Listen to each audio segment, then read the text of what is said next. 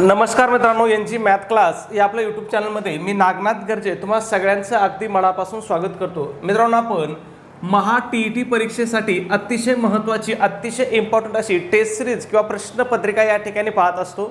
मग याच्यामध्ये काय पाहत असतो तर आपण PYQ पाहतो, म्हणजे प्रिव्हियस इयर क्वेश्चन पेपर. म्हणजे आतापर्यंत ज्या काही TET परीक्षा झाल्यात या TET परीक्षेमध्ये 2025 पासून 2013 म्हणजे 2013 पासून 2025 पर्यंत आतापर्यंत ज्या काही परीक्षा झाल्यात या परीक्षेमध्ये विचारलेले प्रश्न आपण या ठिकाणी स्पष्टीकरणासह पाहत असतो. ठीक आहे. मग आजचा आपला विषय कोणता असणार आहे तर आधुनिक भारताचा इतिहास हा आपला आजचा विषय आहे. याच्यामध्ये आतापर्यंत झालेल्या परीक्षेमध्ये जेवढे काही प्रश्न म्हणजे जेवढे काही PYQ आहेत ते आपण या ठिकाणी पाहण्याचा प्रयत्न करणार आहोत. म्हणजे तसं जर पाहिलं तर ते भरपूर प्रश्न आहेत, एवढे एका लेक्चरमध्ये होणं ते शक्य होणार नाहीत. पण आजचं आपलं आधुनिक भारताच्या इतिहासाचं काय पहिलं लेक्चर आहे. ठीक आहे. मग या ठिकाणी पहिला प्रश्न पहा, 1857च्या उठावाचे नियोजन कोणत्या तारखेसाठी करण्यात आले होते. म्हणजे काय विचारलंय की 1857च्या उठावाची नियोजित तारीख कोणती होती असा आपल्याला प्रश्न विचारलाय. मग हे 1857च्या उठावाची नियोजित तारीख कोणती होती 31 मे 1857 होती. ठीक आहे. त्याच्यानंतर दुसरा प्रश्न इथं आपल्याला विचारला जाऊ शकतो की 1857च्या उठावाची सुरुवात 31 मे 1857 रोजी करण्याची नियोजित तारीख कोणी ठरवली होती. ही तारीख कोणी ठरवली होती असं विचारू शकतात की नाही. मग ही तारीख कोणी ठरवली होती पहा, नानासाहेब पेशवे आणि तात्या टोपे यांनी ही तारीख ठरवली होती. कोणती तारीख 31 मे 1857. परंतु काय झालं बघा, काडतुसाच्या प्रकरणामुळे कशाच्या प्रकरणामुळे काडतुसाच्या प्रकरणामुळे सैनिकांमध्ये असंतोष निर्माण झाला आणि उठावाची सुरुवात कधी झाली 10 मे 1857. म्हणजे पहा, नियोजित तारीख किती होती 31 मे 1857, पण उठाव प्रत्यक्ष कधी सुरू झाला 10 मे 1857 रोजी. त्याच्यानंतर विचारला जातो आपल्याला पुढचा प्रश्न, तो म्हणजे 1857च्या उठावाची सुरुवात 10 मे 1857 रोजी कोणत्या ठिकाणी झाली किंवा कोणत्या छावणीमध्ये झाली होती. मग ही कोणत्या छावणीमध्ये झाली होती तर मेरठ छावणीमध्ये झाली होती. खूप इम्पॉर्टंट आहे, लक्षात ठेवायचं. मेरठ छावणी लक्षात ठेवायचं आहे आणि 10 मे 1857 हे पण तुम्हाला लक्षात ठेवायचं आहे. ठीक आहे. परीक्षेच्या दृष्टीने काय खूप महत्त्वाचं आहे. आणि मग बघा, नियोजित तारखेच्या अगोदर उठाव झाला, जवळपास किती दिवस अगोदर झाला 21 दिवस उठाव अगोदर झाला. आणि मग याचा फायदा कोणाला मिळाला तर तो इंग्रजांना मिळाला, कारण इंग्रजांना काय झालं या उठावामधून सावरण्याची संधी मिळाली. ठीक आहे. पुढच्या प्रश्नाकडे जाऊ. त्याच्या अगोदर या संदर्भात अजून उठावा संदर्भात आपल्याला भरपूर प्रश्न विचारले जातात. मग तो विचारला जातो की उठावाचं चिन्ह काय होतं. मग बघा, या उठावाचा प्रचार करण्यासाठी लाल कमळ हे चिन्ह होतं. आता हे लाल कमळ हे चिन्ह कोणासाठी होतं, सैनिकासाठी होतं. आणि सामान्य जनतेसाठी कोणतं चिन्ह वापरलं होतं तर भाकरी हे सामान्य जनतेसाठी चिन्ह वापरलं होतं. ठीक आहे. मग तुम्हाला लक्षात ठेवायचं की बाबा 1857च्या उठावाचे चिन्ह कोणकोणते होते. कोणकोणते होते, सैनिकासाठी लाल कमळ होतं आणि सामान्य जनतेसाठी भाकरी होतं. त्याच्यानंतर या उठावाचं नेतृत्व कोणी केलं, 1857च्या उठावाचं नेतृत्व कोणी केलं हाही प्रश्न विचारला जातो. मग दिल्लीतला नेतृत्वाचा नाममात्र प्रमुख कोण होता तर बहादूर शाह होता. ठीक आहे. बहादूर शाह जफर याच्याकडे होतं.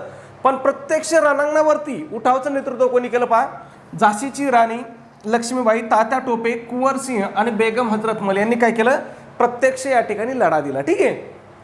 पुढच्या प्रश्नाकडे जाऊ. प्रश्न क्रमांक 2, महात्मा फुले यांनी गुलामगिरी हा ग्रंथ कोणाला अर्पण केला आहे. आता काय विचारलं आपल्याला की महात्मा फुले यांनी गुलामगिरी हा जो ग्रंथ आहे हा ग्रंथ कोणाला अर्पण केला असं आपल्याला विचारलंय. मग बघूया. भारतीय शेतकरी, अमेरिकेतील कृष्णवर्णीय लोक, छत्रपती शाहू महाराज आणि भारतीय दलित जनता. मग हा त्यांनी अमेरिकेतील कृष्णवर्गीय लोकांसाठी हे पुस्तक काय केलं होतं, अर्पण केलं होतं. ठीक आहे. कोणतं पुस्तक, गुलामगिरी हे पुस्तक. पुढचा प्रश्न विचारला जातो की बाबा हे गुलामगिरी हे पुस्तक कोणाचं आहे. मग हे कोणाचं आहे तर हे महात्मा फुले यांचं आहे. आता या ठिकाणी एक गोष्ट लक्षात घ्या की महात्मा फुले यांची जी काही ग्रंथ संपदा आहे ना याच्यावरती आपल्याला भरपूर सारे प्रश्न परीक्षेमध्ये विचारले जातात. मग बघा, त्यांचं एक महत्त्वाचा ग्रंथ होतं तृतीयरत्न. कधी 1855ला. हे काय नाटक होतं. ठीक आहे. तृतीयरत्न हे काय होतं, नाटक होतं. आणि याच्या माध्यमातून त्यांनी कशाचं महत्त्व मांडले बघा तर शिक्षणाचे महत्त्व आणि अशिक्षित लोकांची होणारी पिळवणूक मांडलेली आहे. कशाच्या माध्यमातून, तृतीयरत्न. त्याच्यानंतर ब्राह्मणांचे कसब कधी लिहिलं 1867. या ग्रंथात त्यांनी धर्म मार्तंडाकडून सामान्य जनतेची होणारी धार्मिक विद्येच्या नावाखाली कशी फसवणूक केली जाते हे त्यांनी दाखवून दिलं. त्याच्यानंतर पुढचं पुस्तक बघा, शेतकऱ्याचा असूड. कधी लिहिलं शेतकऱ्याचा असूड, 1883ला लिहिलं शेतकऱ्याचा असूड. ठीक आहे. त्याच्यानंतर सार्वजनिक सत्यधर्म. ठीक आहे. सार्वजनिक सत्यधर्म हा बघा 1891ला लिहिलं. मग महात्मा फुलेंचा हा काय शेवटचा ग्रंथ आहे म्हणून महत्त्वाचा आहे आणि सगळ्यात महत्त्वाचा हा त्यांच्या मृत्यूनंतर प्रकाशित झाला. सार्वजनिक सत्यधर्म हा ग्रंथ काय झाला त्यांच्या मृत्यूनंतर प्रकाशित झाला म्हणून महत्त्वाचा आहे. ठीक आहे. त्याच्यानंतर इशारा 1885ला. आता या इशारा हे ग्रंथ कोणासाठी लिहिलं होतं त्यांनी बघा तर प्रामुख्याने न्यायमूर्ती रानडे यांच्या सामाजिक परिषदेतील विचारावर टीकात्मक भाष्य केलेलं आहे इशारामधून. ठीक आहे. पुढचा प्रश्न पहा 3 नंबर. बहिष्कृत भारत हे पाक्षिक कोणी सुरू केलं. आता काय विचारलंय बहिष्कृत भारत हे पाक्षिक कोणी सुरू केलं. मग हे पाक्षिक कोणी केलेलं आहे डॉक्टर B.R. आंबेडकर म्हणजेच डॉक्टर बाबासाहेब आंबेडकरांनी हे पाक्षिक सुरू केलेलं आहे. त्याच्यानंतर पुढचा प्रश्न आपल्याला विचारू शकतात की बहिष्कृत भारत हे पाक्षिक डॉक्टर बाबासाहेब आंबेडकरांनी कधी सुरू केलं. मग कधी सुरू केलं होतं 3 एप्रिल 1927 तारखेसहित लक्षात ठेवा. तारखेवरती सुद्धा प्रश्न विचारलेला आहे. म्हणजे 1927 तुम्हाला पाठ करायचं आहे पण 3 एप्रिल सुद्धा लक्षामध्ये ठेवायचं. ठीक आहे. त्याच्यानंतर बघा डॉक्टर बाबासाहेब आंबेडकरांनी भरपूर वृत्तपत्र सुरू केले. मग त्यांनी पहिलं वृत्तपत्र कोणतं सुरू केलं होतं डॉक्टर बाबासाहेब आंबेडकरांनी तर ते केलं होतं मूकनायक. कधी केलं होतं 1920ला केलं होतं. आणि सगळ्यात महत्त्वाचा इथे एक प्रश्न विचारला जातो की डॉक्टर बाबासाहेब आंबेडकरांना मूकनायक हे वृत्तपत्र सुरू करण्यासाठी खालीलपैकी कोणी आर्थिक मदत केली होती. मग आर्थिक मदत कोणी केली होती तर कोल्हापूरचे छत्रपती शाहू महाराजांनी डॉक्टर बाबासाहेब आंबेडकरांना आर्थिक मदत केली होती. किती आर्थिक मदत केली होती त्यांनी त्यावेळेस तर त्यावेळेस 2,500 रुपये एवढी आर्थिक मदत केली होती. कशासाठी मूकनायक हे वृत्तपत्र सुरू करण्यासाठी. ठीक आहे. त्याच्यानंतर बघा त्यांनी जनता वृत्तपत्र सुरू केलं कधी 1930ला. हे बहिष्कृत भारत हे जे वृत्तपत्र होतं 1927ला चालू केलेलं याच्यानंतर सुरू केलेलं पत्र होतं. ठीक आहे. आणि याचंच पुढं काय झालं प्रबुद्ध भारतमध्ये रूपांतर झालं कशाचं जनताचं. ठीक आहे. आणि समता कधी चालू केलं होतं 1928ला. समता हे काय होतं समाज समता संघातर्फे सुरू केलं होतं. ठीक आहे. लक्षात ठेवा म्हणजे यांच्यावरती वारंवार आपल्याला प्रश्न परीक्षेमध्ये विचारलेले आहेत. पुढचा प्रश्न बघूया. भारतीय राष्ट्रीय काँग्रेसच्या पहिल्या महिला अध्यक्ष कोण होत्या. काय विचारलंय भारतीय राष्ट्रीय काँग्रेसच्या पहिल्या महिला अध्यक्ष कोण होत्या. मग कोण होत्या एनी बेझंट. या काय होत्या भारतीय राष्ट्रीय काँग्रेसच्या पहिल्या महिला अध्यक्ष होत्या. मग इथं आता आपल्याला भरपूर प्रश्न विचारले जातात. या ठिकाणी एक लक्षात ठेवायचं तुम्हाला जर प्रश्न विचारला की भारतीय काँग्रेसच्या पहिल्या महिला अध्यक्ष तर उत्तर कोण द्यायचं आपल्याला डॉक्टर एनी बेझंट द्यायचे. मग प्रश्न विचारला जातो की डॉक्टर एनी बेझंट ह्या भारतीय राष्ट्रीय काँग्रेसच्या कोणत्या अधिवेशनाच्या अध्यक्ष होत्या. मग त्या कोणत्या अधिवेशनाच्या कलकत्ता अधिवेशनाच्या. आणि कलकत्ता अधिवेशन कोणत्या वर्षी होतं किंवा कोणत्या वर्षीच्या अधिवेशनाच्या अध्यक्ष होत्या हेही पण आपल्याला विचारू शकतात. मग कोणत्या 1917. हे सगळे तुम्हाला लक्षात ठेवायचे. काय भारतीय काँग्रेसच्या पहिल्या महिला अध्यक्ष कोण डॉक्टर एनी बेझंट. कोणत्या अधिवेशनाच्या तर 1917च्या कलकत्ता अधिवेशनाच्या. त्याच्यानंतर बघा इथं जर प्रश्न आला की पहिल्या भारतीय महिला अध्यक्ष म्हणजे काँग्रेसच्या पहिल्या भारतीय महिला अध्यक्ष किंवा राष्ट्रीय सभेच्या पहिल्या भारतीय महिला अध्यक्ष कोण असा जर प्रश्न आला तर मग उत्तर आपल्याला कोण द्यायचंय सरोजिनी नायडू द्यायचे. सरोजिनी नायडू कधी अध्यक्ष झाल्या होत्या 1925च्या कानपूर अधिवेशनाच्या त्या काय झाल्या होत्या अध्यक्ष झाल्या होत्या. ठीक आहे. खूप महत्त्वाचं या दोन्ही मधला तुम्हाला फरक समजून घ्यायचा आहे. जर पहिली महिला विचारलं तर डॉक्टर एनी बेझंट आणि जर पहिली भारतीय महिला विचारलं तर मग मात्र सरोजिनी नायडू. आता बघा या दोन्ही ठिकाणी आतापर्यंत आपल्याला परीक्षेमध्ये प्रश्न विचारलाय. कदाचित पुढचा गुगली प्रश्न असा आपल्याला पुढच्या महिला कोण होत्या यांच्यानंतर तिसऱ्या कोण होत्या याच्यावरती विचारला जाऊ शकतो. मग 1933ला नेली सेनगुप्ता ह्या कलकत्ता अधिवेशनाच्या भारतीय काँग्रेसच्या किंवा राष्ट्रीय सभेच्या तिसऱ्या महिला अध्यक्ष झाल्या होत्या. ठीक आहे. पहिल्या कोण होत्या एनी बेझंट, दुसऱ्या कोण होत्या सरोजिनी नायडू आणि तिसऱ्या कोण होत्या नेली सेनगुप्ता. ठीक आहे. लक्षात ठेवा सोपं आहे महत्त्वाचं आहे कारण कदाचित एक पाऊल पुढे जाऊ शकतात ते आता. ठीक आहे. पुढच्या प्रश्नाकडे जाऊ त्याच्या अगोदर मित्रांनो एक छोटीशी पण अतिशय महत्त्वाची अशी सूचना. आपण TET परीक्षेसाठी अतिशय इम्पॉर्टंट अतिशय महत्त्वपूर्ण अशी टेस्ट सिरीज या ठिकाणी सुरू केलेली आहे. मग आपल्या टेस्ट सिरीजचं वैशिष्ट्य की ही तुमच्या TETच्या संपूर्ण अभ्यासक्रमावर आधारित अशी आपली टेस्ट सिरीज असणार आहे. तुमच्या TETच्या संपूर्ण अभ्यासक्रमावरती आधारित अशी आपली टेस्ट सिरीज असणार आहे. मग याच्यामध्ये तुम्हाला 10 टेस्ट भेटतील. त्याचबरोबर तुम्हाला आतापर्यंत झालेल्या TETच्या सर्व प्रश्नपत्रिका तुम्हाला उत्तरासहित भेटतील. म्हणजे आतापर्यंत जेवढ्या काही TET परीक्षा झाल्यात या सगळ्या प्रश्नपत्रिकेत झालेल्या सगळ्या TETच्या प्रश्नपत्रिका तुम्हाला उत्तर सूची सहित भेटतील. म्हणजे तुम्हाला याला त्याला उत्तर विचारण्याची गरज लागणार नाही. उत्तर सूची सुद्धा यांची काय राहील त्याच्या सोबतच राहील. आता TET परीक्षा कधीपासून सुरू झाली तुम्हाला माहिती आहे. कधीपासून झालेली आहे 2013 पासून, मग 2013 पासून 2025 पर्यंत, 2013 पासून 2025 पर्यंत जेवढ्या काही टीईटी परीक्षा झाल्या, या टीईटी परीक्षेचा पेपर 1 असेल किंवा तुमचा पेपर 2 असेल, तुम्हाला दोन्ही पेपरच्या अतिशय म्हणजे सगळ्या प्रश्नपत्रिका या ठिकाणी काय केल्या जातील, पाठवून दिल्या जातील. त्यासुद्धा कशा पाठवून दिल्या जातील, उत्तरासहित. मग तुमचा पेपर 1 असो किंवा पेपर 2 असो. त्याचबरोबर तुम्हाला आपण यावरतीच फ्रीमध्ये अतिशय IMP अशा नोट्स सुद्धा देत आहोत. मग यामध्ये कोणकोणते विषय असतील नोट्समध्ये, मराठी असेल, हिंदी असेल, इंग्रजी असेल, मानसशास्त्र असेल, त्याचबरोबर इतिहास, भूगोल, गणित, बुद्धिमत्ता, हे सगळ्या विषयाच्या अतिशय इम्पॉर्टंट, अतिशय महत्त्वपूर्ण अशा नोट्स तुम्हाला या ठिकाणी दिल्या जातील. ठीक आहे. त्याचबरोबर तुम्हाला माहिती आहे की TET परीक्षेसाठी म्हणजे आपल्या महाराष्ट्राच्या TET परीक्षेसाठी आपले जे शालेय पुस्तक आहेत इयत्ता 4थी ते इयत्ता 8वी पर्यंतचे, म्हणजे इयत्ता 4थी, इयत्ता 5वी, 6वी, 7वी, 8वी या संपूर्ण पुस्तकाच्या सुद्धा तुम्हाला अतिशय इम्पॉर्टंट अशा नोट्स दिल्या जातील. मग त्यामध्ये इयत्ता 4थी ते 8वीचा इतिहास असेल, इयत्ता 4थी ते 8वीचा भूगोल असेल, इयत्ता 4थी ते 8वी पर्यंत राज्यशास्त्र असेल आणि इयत्ता 4थी ते 8वी पर्यंत विज्ञान सुद्धा त्या ठिकाणी असणार आहे. ठीक आहे. मग ह्या संपूर्ण मटेरियलचा तुम्ही जर एवढ्याचाच जर अभ्यास केला तरी तुम्ही परीक्षेमध्ये सहज 100 पेक्षा जास्त मार्क म्हणजे 100हून अधिक मार्क तुम्ही या ठिकाणी काय सहज घेऊ शकता. ठीक आहे. मग याची किंमत किती आहे मित्रांनो, तर याची किंमत फक्त 200 रुपये किंमत आहे. किती रुपये किंमत आहे, फक्त 200 रुपये किंमत आहे. त्याच्यामध्ये सुद्धा विद्यार्थ्याच्या मागणीस्तव आपली ऑफर चालू आहे. मग जर तुम्ही ऑफरनुसार जर आज आपली टेस्ट सिरीज घेतली तर ही टेस्ट सिरीज तुम्हाला फक्त आणि फक्त काय होणार आहे, 139 रुपयाला तुम्हाला ही टेस्ट सिरीज पडणार आहे. मग हे 139 रुपये तुम्हाला कुठं पे करायचे आहेत, तर तुमच्याकडे गुगल पे असेल, फोनपे असेल, त्या ठिकाणी आपला नंबर आहे 96 89 14 16 30. या नंबरवरती तुम्ही पैसे पाठवू शकता. किंवा जर कोणाला नंबरवरती पैसे पाठवण्यास अडचण असेल तर तुम्ही जर मला व्हॉट्सॲपला मेसेज केला की सर आम्हाला स्कॅनर पाठवा, तर तुम्हाला त्या ठिकाणी स्कॅनर सुद्धा पाठवून देण्यात येईल. ठीक आहे. मग स्कॅनरवरती पैसे पाठवणं काय असतं, सोपं असतं, सुरक्षित असतं आणि आपले पैसे चुकून दुसऱ्याच किंवा तिसऱ्या व्यक्तीला जाण्याचा धोकाही त्या ठिकाणी राहत नाही. ठीक आहे. मग तुम्हाला काय करायचं, या नंबरवरती करा किंवा स्कॅनरवरती करा. किती रुपये पाठवायचे आहेत, फक्त 139 रुपये पाठवायचे आहेत.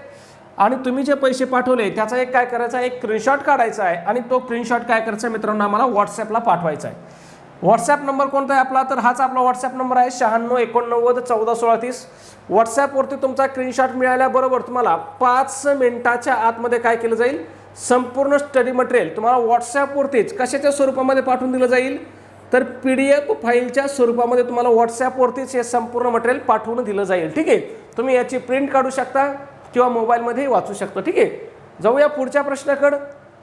प्रश्न क्रमांक 5, जालियनवाला बाग हत्याकांड कोणत्या कायद्याच्या निषेधार्थ झालेल्या सभेत घडले आहे. बघा आता काय विचारलंय, जालियनवाला बाग हत्याकांड हे जे आहे हे कोणत्या कायद्याच्या निषेधार्थ झालेल्या सभेत घडलं होतं असं आपल्याला विचारलंय.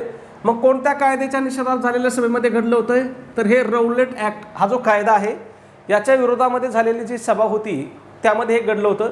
मग आता तुम्हाला जालियनवाला बाग हत्याकांडाबाबतची सगळी माहिती तुम्हाला लक्षात ठेवायची, कारण याच्यावरती आपल्याला भरपूर वेळेस प्रश्न परीक्षेमध्ये विचारलेले आहेत. मग तुम्हाला लक्षात ठेवायचं आहे की बाबा हा रौलेट कायदा कधी लागू केला होता, तर कधी 1916ला झाला होता. प्रश्न आपल्याला वारंवार विचारलेला आहे, रौलेट कायदा कधी झाला. मग कधी झाला होता, 1919ला, 16 म्हटलो मी, 1919ला रौलेट कायदा झाला होता. या कायद्यामध्ये काय होतं बघा, याच्यावरती खूप प्रश्न विचारलेत. मग या कायद्यानुसार काय बघा, कोणत्याही भारतीयाला विना चौकशी आणि विना खटला तुरुंगात डांबण्याचे अधिकार सरकारला होते. म्हणजे एखाद्या व्यक्तीला धरलं, उचललं, तुरुंगात टाकायचे, त्याला कशासाठी अटक केलंय ते सांगायचं नाही, त्याला न्यायालयात न्यायचं नाही, कोर्टात न्यायचं नाही, काहीच नाही. विना चौकशी विनाकारण अटक करायची आणि डांबून ठेवण्याचा अधिकार सरकारला मिळाला होता. कोणत्या कायद्यानुसार, रौलट कायद्यानुसार. ठीक आहे. मग या रौलट कायद्याला गांधीजींनी कोणता कायदा म्हटलं, हाही प्रश्न आपल्याला परीक्षेमध्ये वारंवार विचारलेला आहे. ठीक आहे. मग रौलट कायद्याला गांधीजींनी कोणता कायदा म्हटलं होतं, तर याला काळा कायदा असं संबोधलं होतं. कोणी संबोधलं होतं काळा कायदा, तर महात्मा गांधींनी. ठीक आहे. हे लक्षात ठेवायचं. प्रश्न आपल्याला कधी इकडून तिकडे विचारतात, कधी तिकडून इकडे विचारतात. म्हणजे इथं काय विचारू शकते की रौलेट कायदा, या कायद्याला, रौलेट कायद्याला काळा कायदा असं कोणी संबोधलं, महात्मा गांधीजींनी. दुसरा प्रश्न काय विचारू शकतात की रौलेट ॲक्टला महात्मा गांधींनी काय संबोधलं, तर त्याला काय संबोधलं होतं, त्यांनी काळा कायदा संबोधलं होतं. ठीक आहे. आणि या कायद्याअंतर्गत बघा, डॉक्टर सैफुद्दीन किचलू आणि डॉक्टर सत्यपाल यांना अटक करण्यात आली होती. कुठं? पंजाबमध्ये. ठीक आहे. डॉक्टर सैफुद्दीन किचलू आणि डॉक्टर सत्यपाल यांना अटक करण्यात आली होती. आणि मग या अटकेचा निषेध करण्यासाठी त्याचबरोबर त्या दिवशी बैसाखीचा सण सुद्धा होता. मग अटकेचा निषेध आणि बैसाखीचा सण साजरा करण्यासाठी 13 एप्रिल 1919 रोजी अमृतसरमधील जालियनवाला बाग या ठिकाणी काय सभा आयोजित करण्यात आली होती. आणि या सभेवरती जनरल डायरने कुठलीही पूर्वसूचना न देता काय केला होता? गोळीबार केला होता. ठीक आहे. आणि त्याच्यामध्ये अनेक निरपराध लोक आपले मृत्युमुखी पडले होते, जखमी झाले होते. ठीक आहे. मग तुम्हाला लक्षात काय ठेवायचं आहे की कोणाच्या अटकेच्या निषेधार्थ जालियनवाला बाग या ठिकाणी सभा आयोजित केली होती? तर डॉक्टर सैफुद्दीन किचलू आणि डॉक्टर सत्यपाल. ठीक आहे. त्याच्यानंतर कधी तारीख लक्षात ठेवायची, जालियनवाला बाग हत्याकांड कधी घडलं? भरपूर वेळेस परीक्षेत तारीख विचारलेली आहे. मग 13 एप्रिल 1919 काय झालं होतं? जालियनवाला बाग हत्याकांड घडलं होतं. ठीक आहे. पुढच्या प्रश्नाकडे जाऊ. आता या ठिकाणी अजून एक महत्त्वाचा प्रश्न राहिला की जालियनवाला बाग हत्याकांड या घटनेचा निषेध म्हणून खालीलपैकी कोणी आपली सर या पदवीचा त्याग केला, असा प्रश्न विचारला जातो. मग कोणी केला होता? तर रवींद्रनाथ टागोर यांनी आपली कोणती पदवीचा त्याग केला होता? तर सर या पदवीचा त्याग केला होता. ठीक आहे. पुढच्या प्रश्नाकडे जाऊ. प्रश्न क्रमांक 6. महाडचा चवदार तळे सत्याग्रह कोणत्या दिवशी पार पडला? कुठला? महाडचा चवदार तळे सत्याग्रह. मग कधी पार पडला होता हा? 20 मार्च 1927ला. या चवदार तळे सत्याग्रहाचं नेतृत्व कोणी केलं होतं? तर ते डॉक्टर बाबासाहेब आंबेडकर यांनी केलं होतं. हे महाड कोणत्या जिल्ह्यामध्ये आहे याच्यावरती आपल्याला प्रश्न विचारला होता. मग रायगड जिल्ह्यामध्ये महाड आहे. ठीक आहे. हे लक्षात ठेवा. ठीक आहे. त्याच्यानंतर बघा, या घटनेला मानवी हक्कांच्या इतिहासातील मुक्ती संग्राम म्हटलं जातं. मग प्रश्न विचारला जाऊ शकतो की कोणत्या घटनेला मानवी हक्कांच्या इतिहासातील मुक्ती संग्राम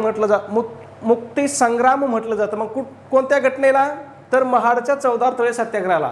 दरवर्षी मग बघा 20 मार्च हा दिवस महाराष्ट्रात सामाजिक प्रबोधन दिन म्हणून साजरा केला जातो. याच्यावरती सुद्धा प्रश्न विचारलेला आहे. ठीक आहे. त्याचबरोबर याच आंदोलनाचा दुसरा टप्पा म्हणून मनुस्मृती दहन आहे. मग मनुस्मृती दहन कधी झालं हाही प्रश्न विचारला जातो. कधी झालं होतं? तर हे 25 डिसेंबर 1927 रोजी झालं होतं. ठीक आहे. कुठं झालं होतं? तर हे महाड या ठिकाणीच झालं होतं. ठीक आहे. पुढच्या प्रश्नाकडे जाऊ. प्रश्न क्रमांक 7. गांधीजींनी मिठाचा कायदा मोडण्यासाठी कोणत्या ठिकाणची निवड केली होती? मग गांधीजींनी मिठाचा कायदा मोडण्यासाठी कोणत्या ठिकाणची निवड केली होती? तर ती दांडी या ठिकाणची निवड केली होती. ठीक आहे. मग या ठिकाणी प्रश्न विचारला जातो की महात्मा गांधीजींनी कोणत्या दिवशी दांडी या ठिकाणी मीठ उचलून मिठाचा कायदा मोडला? मग कोणत्या दिवशी? तर 6 एप्रिल 1930 रोजी. ठीक आहे. त्याच्यानंतर अजून एक महत्त्वाचा प्रश्न विचारला जातो की दांडी यात्रेची सुरुवात महात्मा गांधीजींनी कुठून केली होती? तर ही कुठून केली होती? साबरमती आश्रमामधून केली होती. कुठून? साबरमती आश्रमामधून. कधी केली हेही विचारू शकतात. मग बघा, 12 मार्च 1930 रोजी. मीठ कधी उचललं म्हणजे पोहोचले कधी? ते 5 एप्रिलला पोहोचले आणि त्याच्या दुसऱ्या दिवशी 6 एप्रिलला त्यांनी काय केलं? दांडी या ठिकाणी समुद्र किनाऱ्यावरचं मीठ उचलून कायदा मोडला. ठीक आहे. त्याच्यानंतर प्रश्न विचारला जातो की दांडी यात्रेमध्ये त्यांच्यासोबत किती अनुयायी होते? मग किती अनुयायी होते? 78 अनुयायी होते. हे लक्षात ठेवायचं. हे सगळं लक्षात ठेवायचं. सुरुवात कुठून केली? साबरमती. कुठं पोहोचले? दांडीला. सुरुवात कधी केली? 12 मार्चला. पोहोचले कधी? 5 एप्रिलला. आणि आंदोलन कधी केलं? 6 एप्रिलला. ठीक आहे. पोहोचले 5ला, आंदोलन 6ला केलं. किती अनुयायी होते? 78 अनुयायी होते. हे सगळं लक्षात ठेवायचं आहे. ठीक आहे. पुढे बघा, सतीप्रथा कोणत्या गव्हर्नरने कायद्याने बंद केली? मग सतीप्रथा कायद्याने कोणी बंद केली होती? तर लॉर्ड विल्यम बेंटिंकने केली होती. कधी केली होती? कधी? 1829ला. आणि कोणत्या भारतीयांनी यांना सतीप्रथा कायद्याने बंद करण्यासाठी मदत केली होती किंवा प्रयत्न केले होते? तर ते राजा राम मोहन राय. दोन्ही लक्षात ठेवायचं. त्याच्यानंतर 1829ला ही कुठं बंद केली होती? तर 1829ला ही फक्त बंगाल प्रांतापुरती बंद केली होती. आणि नंतर संपूर्ण भारतामध्ये कधी बंद केली ही? तर ही 1830ला केली. ठीक आहे. मग हे सगळं तुम्हाला लक्षात ठेवायचं आहे. या छोट्या छोट्या बेसिक गोष्टी आहेत की ज्या तुम्हाला परीक्षेच्या दृष्टीने अतिशय महत्त्वाच्या आहेत आणि आपल्याला लक्षात ठेवायच्या आहे. ठीक आहे. पुढच्या प्रश्नाकडे जाऊ. स्थानिक स्वराज्य संस्थेचा जनक कोणाला म्हणतात? मग स्थानिक स्वराज्य संस्थेचा जनक कोणाला म्हणतात? तर तो लॉर्ड रिपन याला म्हणतात. बरं, याला का स्थानिक स्वराज्य संस्थेचा जनक म्हणतात? तर यांनी काय केला होता? स्थानिक स्वराज्य संस्थांचा कायदा मंजूर केला होता. आणि तो कायदा कधी मंजूर केला होता? तर 1882 मध्ये केला होता. मग हाही लक्षात ठेवा. हा लॉर्ड रिपनचा कार्यकाळ कधी होता? 1880 ते 1884, ठीक आहे, 80 ते 84 हा याचा कार्यकाळ होता. मग त्याने 1882 हा काय केला होता, स्थानिक स्वराज्य संस्थाचा कायदा करून काय केलं होतं, लोकशाहीचं विकेंद्रीकरणाची सुरुवात केली होती. म्हणून त्याला काय म्हटलं जातं, स्थानिक स्वराज्य संस्थेचा जनक म्हटलं जातं. खूप महत्त्वाचं आहे, लक्षात ठेवायचं. ठीक आहे, पुढे जाऊया. स्त्री पुरुष तुलना हा ग्रंथ कोणाचा आहे? किती वेळेस प्रश्न आला या स्त्री पुरुष तुलना ग्रंथामध्ये. मग हा कोणाचा आहे, तर हा ताराबाई शिंदे यांचा ग्रंथ आहे. कधी लिहिला होता त्यांनी? 1882 मध्ये प्रसिद्ध झालेल्या या ग्रंथात कशावरती टीका केली होती? पुरुष प्रधान संस्कृतीवरती टीका केली होती. ठीक आहे, मग या ग्रंथाला भारतातील पहिला स्त्रीवादी ग्रंथ म्हणून सुद्धा पाहिलं जातं. ठीक आहे, मग भारतातील पहिला स्त्रीवादी ग्रंथ कोणता, असा प्रश्न विचारला जाऊ शकतो. मग हा कोणता आहे? स्त्री पुरुष तुलना आहे. कोणी लिहिला? ताराबाई शिंदे. आणि ताराबाई शिंदेना हा ग्रंथ लिहिण्यासाठी प्रेरणा कोणी दिली, किंवा तर ती कोणी दिली होती? महात्मा फुले यांनी दिली होती. ठीक आहे, लक्षात ठेवायचं. कोणी? महात्मा फुले यांनी. पुढचा प्रश्न बघा, मराठी वृत्तपत्रांचे जनक म्हणून कोणास ओळखतात? कॉमन प्रश्न आहे, तुम्हाला सगळ्यांना माहिती आहे कोणाला ओळखलं जातं? बाळशास्त्री जांभेकर यांना. मग बाळशास्त्री जांभेकर यांनी मराठीतलं पहिलं वृत्तपत्र सुरू केलं होतं. कोणतं? दर्पण हे वृत्तपत्र. कधी सुरू केलं? 6 जानेवारी 1832 रोजी. त्याचबरोबर त्यांनी बघा मराठीतील पहिलं मासिक दिग्दर्शन हे सुद्धा त्यांनी सुरू केलं होतं. ठीक आहे, म्हणजे पहिलं वृत्तपत्र त्यांनी सुरू केलं आणि पहिलं मासिक सुद्धा त्यांनी सुरू केलं होतं. ठीक आहे,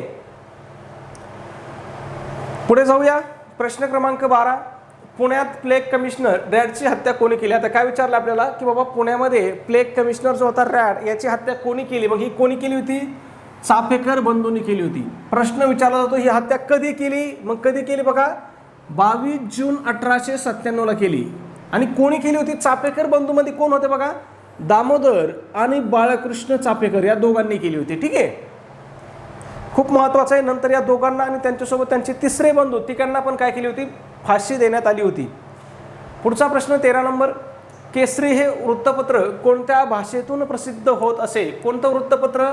केसरी. मग हे कोणत्या भाषेतून प्रसिद्ध व्हायचं? तर हे मराठी भाषेतून प्रसिद्ध व्हायचं. मग या ठिकाणी लक्षात ठेवायचं, केसरी या वृत्तपत्राची सुरुवात कोणी केली होती? लोकमान्य टिळकांनी सुरुवात केली होती. कधी केली होती? 1881 ला. कोणकोणतं वृत्तपत्र सुरू केलं होतं त्यांनी 1881 ला? तर केसरी आणि त्याचबरोबर मराठा हे वृत्तपत्र. मग आता लक्षात ठेवायचंय, केसरीची भाषा कोणती होती? मराठी होती. तर मराठा या वृत्तपत्राची भाषा कोणती होती? इंग्रजी होती. हे लक्षात ठेवायचंय. मराठा वृत्तपत्राची भाषा कोणती होती? इंग्रजी होती. याच्यावरती आपल्याला सुद्धा प्रश्न वारंवार विचारला जातो. स्थापना कधी केली दोन्हीची पण? 1881 ला. आता अजून एक महत्त्वाचा फरक लक्षात ठेवायचा दोन्हीमध्ये. या केसरी वृत्तपत्राचे पहिले संपादक कोण होते? तर ते गोपाळ गणेश आगरकर होते. केसरीचे पहिले संपादक कोण होते? गोपाळ गणेश आगरकर होते. आणि मराठाचे पहिले संपादक कोण होते? तर स्वतः टिळक याचे पहिले संपादक होते. म्हणजे फरक लक्षात ठेवायचं. स्थापना दोन्हीची कोणी केली? टिळकांनी केली. पण केसरीचे पहिले संपादक कोण होते? तर गोपाळ गणेश आगरकर होते. मराठाचे संपादक कोण होते? तर स्वतः टिळक संपादक होते. त्याच्यानंतर केसरीची भाषा कोणती होती? मराठी होती. आणि मराठा या वृत्तपत्राची भाषा काय होती? नाव जरी मराठा असलं तरी भाषा कोणती होती? इंग्रजी होती. मग हे लक्षात ठेवा. पुढे जाऊया. एक छोटीशी सूचना मित्रांनो, आपला महा TET भरतीसाठीचा अतिशय इम्पॉर्टंट, अतिशय महत्त्वपूर्ण असा रेकॉर्डेड कोर्स या ठिकाणी आपण सुरू केलेला आहे. मग हा अतिशय उपयुक्त रेकॉर्डेड कोर्स असणार आहे. याच्यामध्ये आपण कोणते विषय कव्हर करतो तुमचे महा TETचे?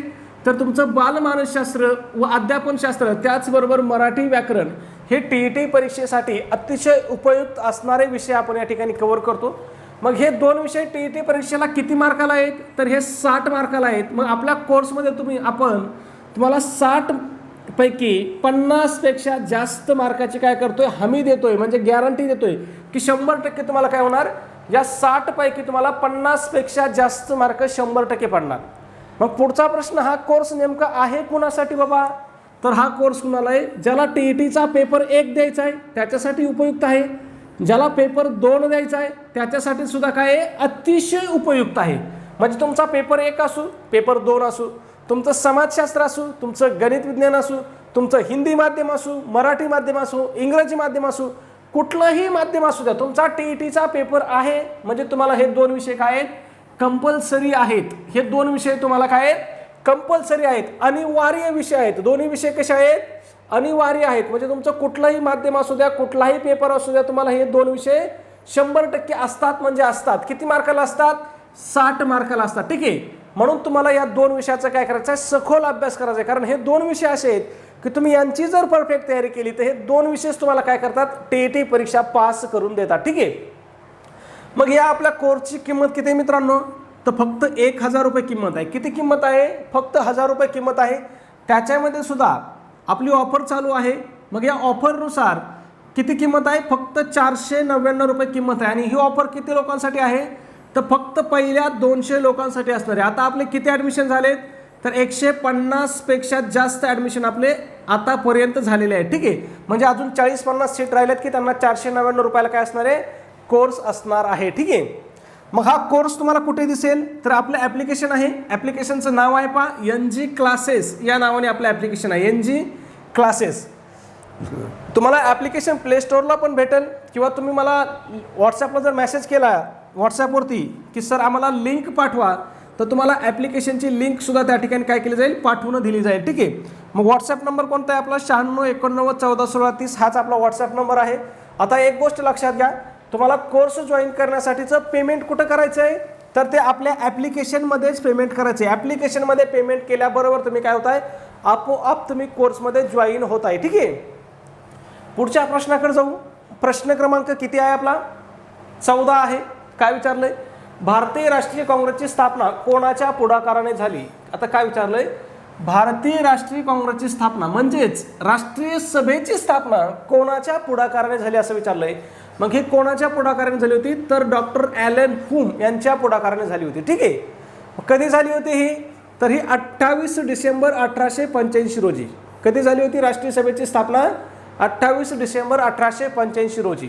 त्याच्यानंतर भारतीय राष्ट्रीय सभेचं किंवा काँग्रेसचं पहिलं अधिवेशन कुठं झालं असा प्रश्न विचारला जातो. तर हे मुंबईमध्ये झालं होतं. कुठं झालं होतं? मुंबईमध्ये सुद्धा गोकुळदास तेजपाल संस्कृत विद्यालयामध्ये हे अधिवेशन झालं होतं. या अधिवेशनाचे पहिले अध्यक्ष कोण होते? पहिल्या अधिवेशनाचे अध्यक्ष कोण होते? तर ते ओमेशचंद्र बॅनर्जी हे या अधिवेशनाचे पहिले अध्यक्ष होते. हे पण लक्षात ठेवा. ठीक आहे. पुढच्या प्रश्नाकडे जाऊ. 15 नंबर, चले जाव चळवळ कोणत्या वर्षी सुरू झाली? आता काय विचारलं आपल्याला की चले जाव चळवळ जी आहे ही कोणत्या वर्षी सुरू झाली? तुम्हाला माहिती आहे बाबा कधी झाली होती? ही 1942ला झाली होती. मग लक्षात ठेवायचं, चले जाव चळवळीचा किंवा छोडो भारत या चळवळीचा ठराव कधी मंजूर झाला होता? तर हा 8 ऑगस्ट 1942ला. कोणत्या मैदानावरती? तर मुंबईच्या गवालिया टँक मैदानावरती. आता या मैदानाला काय म्हटलं जातं? क्रांती मैदान सुद्धा म्हटलं जातं. ठीक आहे. ऑगस्ट क्रांती मैदान. या आंदोलनादरम्यान गांधीजींनी देशाला काय केलं होता? करा किंवा मरा हा संदेश दिला होता. प्रश्न वारंवार विचारलेला आहे. ठीक आहे. सगळी माहिती महत्त्वाची आहे. आपण तुम्हाला जो शब्द ना शब्द सांगतो ना मित्रांनो, हा परीक्षेच्या दृष्टीने अतिशय महत्त्वाचा असतो. ठीक आहे.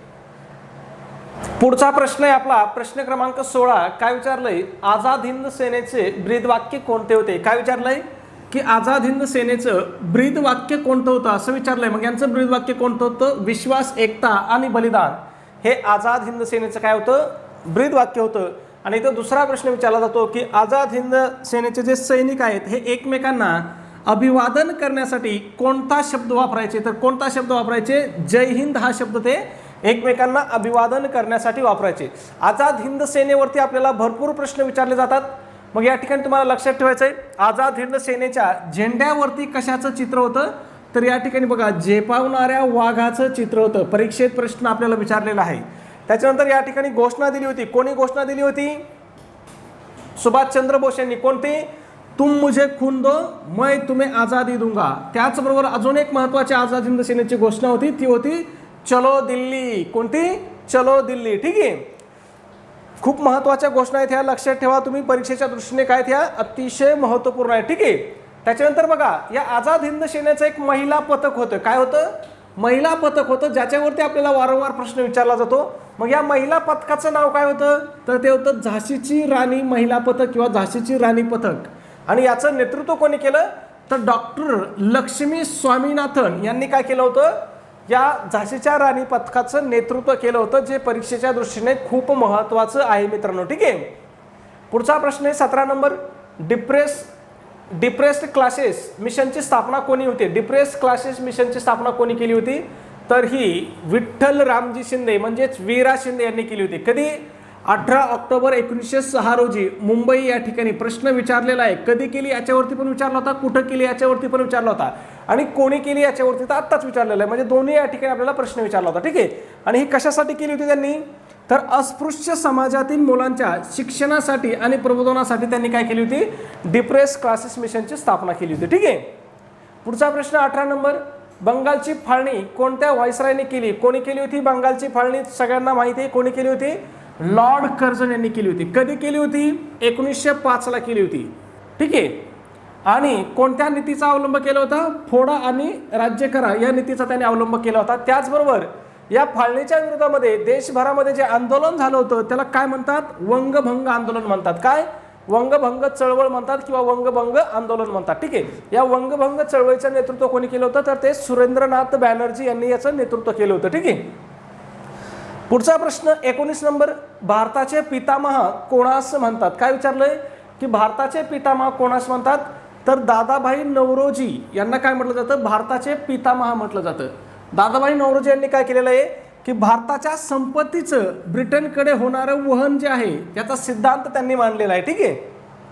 त्याचबरोबर ते ब्रिटिश संसदेवर निवडून जाणारे पहिले भारतीय सदस्य होते.